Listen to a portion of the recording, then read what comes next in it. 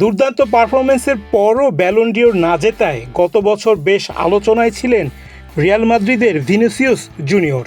পরে ফিফার বর্ষসেরা ফুটবলারের পুরস্কার দ্য বেস্ট জিতে বছর শেষ করেন তিনি।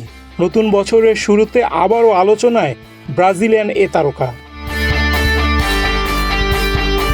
শুক্রবার রাতে বছরের প্রথম ম্যাচে স্প্যানিশ লা লিগায় ভ্যালেন্সিয়ার মাঠে খেলতে নামে রিয়াল মাদ্রিদ। ম্যাচের ২৭ মিনিটে ১-০ গোলে পিছিয়ে পড়ে কার্লো আনচেলত্তির শিষ্যরা। পিছিয়ে পড়ে গোল পরিশোধে মরিয়া হয়ে খেলতে থাকে রিয়ালের ফুটবলাররা। ম্যাচ শেষ হওয়ার ১১ মিনিট আগে অনাকাঙ্ক্ষিত এক ঘটনা ঘটান ভিনি।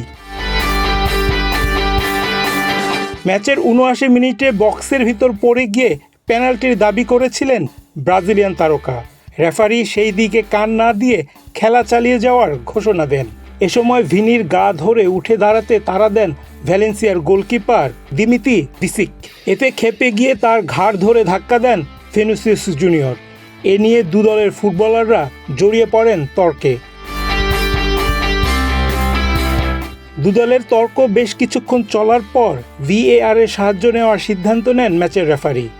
ভিএআর এর সাহায্য নিয়ে ভিনিকে সরাসরি লাল কার্ড দেখান তিনি।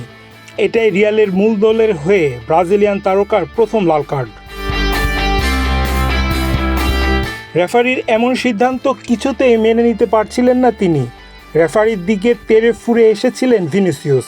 সতীর্থরা অনেক বুঝিয়ে তাকে মাঠ ছাড়তে রাজি করান। রাগান্বিত অবস্থায় মাঠ ছাড়েন ব্রাজিলিয়ান তারকা। যদিও শেষ পর্যন্ত লুকা মডরিচ ও জুড বেলিংহামের গোলে জয় নিয়ে মাঠ ছাড়ে রিয়াল, তবে লাল কার্ড বিতর্কে বেশ বড় নিষেধাজ্ঞা আসতে পারে ভিনির উপর।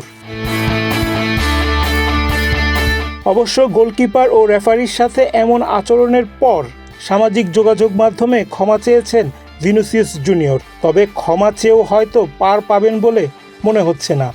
ফিফার নিয়ম ভঙ্গের অভিযোগে ২ থেকে ৪ ম্যাচে নিষিদ্ধ হতে পারেন তিনি। আর এতে স্প্যানিশ সুপার কাপের সেমিফাইনাল ও ফাইনালে তাকে নাও পেতে পারে রিয়াল মাদ্রিদ, যা দলটির কোচের জন্য বড় ধাক্কা। রায়হান রাসেল, বাংলাদেশ প্রতিদিন।